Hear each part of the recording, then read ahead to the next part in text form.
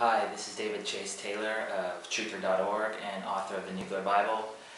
Today I'd like to talk to you a little bit about the 10th anniversary of 9/11 and what it means to me and what my research has found. For those of you that don't know, I was a Bush Republican. I voted for Bush twice, believe it or not. And it wasn't until the summer of 2007, July specifically, that my research basically came into view on 9/11, and I found that the official story that we'd been told in the media was actually false. It's actually Building 7, the third tower that fell on 9/11, that really got me to start questioning the official narrative.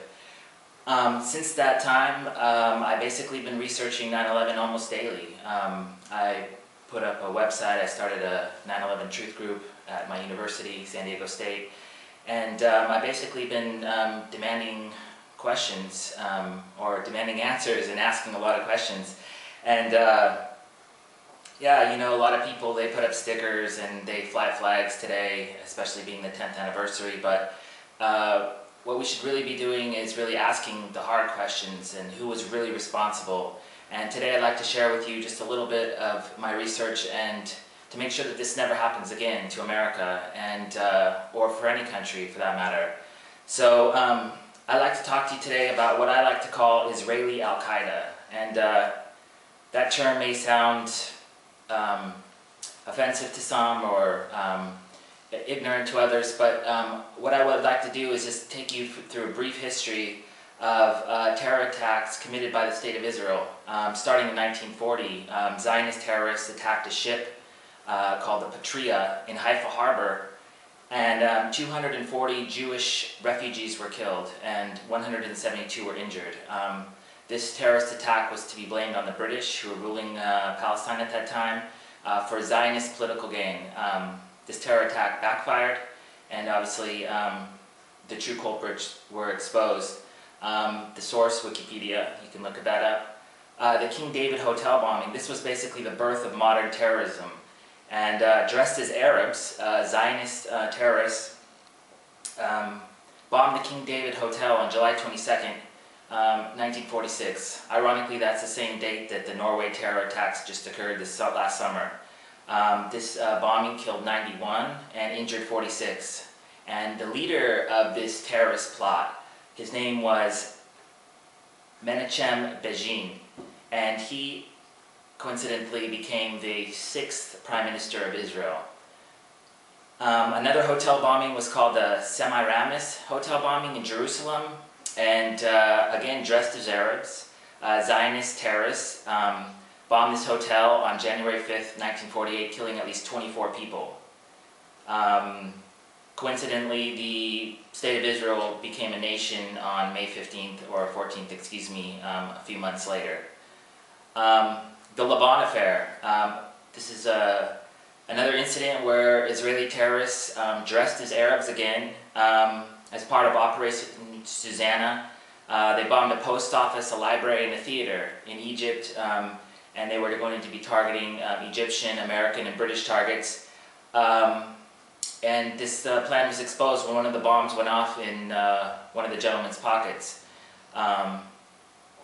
The Prime Minister, his name is Pinhas Laban of Israel, was actually forced to resign because of this incident. So this incident went up to the very top of the State of Israel and their government. The USS Liberty was a U.S. ship in the Mediterranean that was attacked by the State of Israel on June 8th, 1967. This attack, basically, it was unwarranted. It was a surprise attack. The U.S. ship was flying a big American flag, and this attack killed 34 soldiers and injured 170. And this ship was in international waters at the time. Let's see. So we have a history there, bringing us up to 9/11 and what happened on that day. Like I said before, I've been researching 9/11 for years, almost daily, and there's a lot of 9/11 information out there. People like Alex Jones say it's an inside job. CNN and Fox will tell you it's Arabs. But actually it's an Israeli Mossad operation, and this can be confirmed by mainstream sources.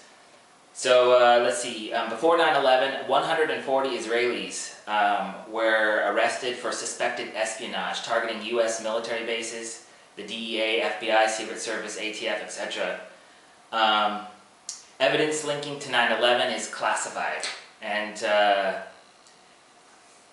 after 9/11, 60 plus Israelis, some active Israeli military, were arrested for espionage and under the Anti-Terrorism Act of 2001. So they're spying on us, and let's look at what happened on the day of 9/11. All 9/11 airports were being secured by an Israeli company called ICTS, and Dulles, Logan, and Newark airports, where these 19 alleged Arab hijackers were allowed to board the plane. So they're in control of the airports, and let's see, on 9/11, a company called Audigo, which all Israelis have on their cell phones, or at least most of them, warned them. A mass text message went out 2 hours before the attack on 9/11, stating that there was going to be a terror attack at the World Trade Center. Now, Audigo had their headquarters 2 blocks away, and not one of these employees from Audigo forwarded this information to the U.S. government, and thousands of lives were lost because of it. And you have to ask yourself why. I mean, if you received a terror attack alert and you knew something was going to happen, as an American, I'm sure you would forward that information on.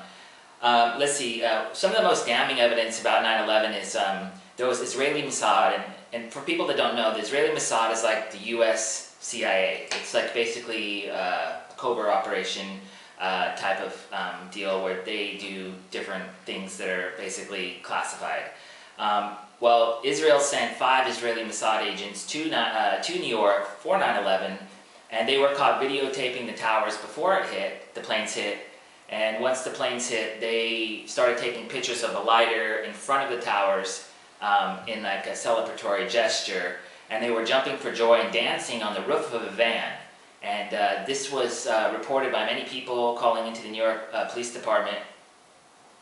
It was later found out that these were actually Mossad agents. And upon returning to Israel, they went on to Israeli television and said that their mission was to document the event. And you can go onto YouTube, go onto truther.org. We're going to have all these links here for all the evidence that I'm presenting here, and you can check it out yourself. But they were there to document the event, just kind of like Abraham Zapruder was there to document the JFK killing. But that's a whole another story. Let's see. One day after 9/11, a white van with 2,000 pounds of explosives full of Israelis was pulled over near the George Washington Bridge. Apparently there was going to be a follow-up attack the next day, and the George Washington Bridge was going to get destroyed. Luckily, aware law enforcement found this van, pulled it over, and 2 of the 5 Israelis arrested were Mossad agents. So we have them, the warnings before, we have them celebrating and videotaping, we have them follow-up attack. And interestingly, a shipping company moved out, an Israeli shipping company moved out of the towers a few months before 9/11, and there's a theory, we can't prove it yet, but there's a theory that that's where the explosives that were used in the demolition of the Twin Towers was housed. And when they re-outfitted the elevators, they used this as basically a warehouse for the explosives and for the operation, but that's a different story.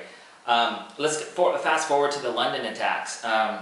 Hours before the London bombing, the Israeli embassy in London received a warning that there was going to be a terror attack. And again, like 9/11, Verint Systems, an Israeli company, was in charge of all the CCTV footage of the London Underground, where the alleged 4 Muslim bombers went on the trains. To date, that footage has not been released, of course. So, just in closing, if you Google Israeli assassinations, you can see that since 1956, the Israeli Mossad has conducted over 75 political assassination operations all around the world. And no trial, no jury, no verdict, and no shame. I mean, these people are openly conducting assassination operations, killing thousands of innocent civilians in the process. When they'll decide to take out Obama or another U.S. president, who knows? But the point is that they have no shame about it, and you can go onto Wikipedia and look at this information for yourself. And most disturbing of all this evidence is Israel's the only modern nation that has refused to sign the 1972 Biological Weapons Convention Act, which is refusal to engage in offensive biological warfare, stockpiling and use of biological weapons. And they are also the only modern nation, first world nation, to fail to sign the 1970 Nuclear Non-Proliferation Treaty, which restricts the proliferation of nuclear weapons. And for those people that don't know, Israel is one of the only Middle Eastern nations, aside from Pakistan, that has a nuclear arsenal. And and this is all off the record. They won't confirm or deny it, so it's all in the dark.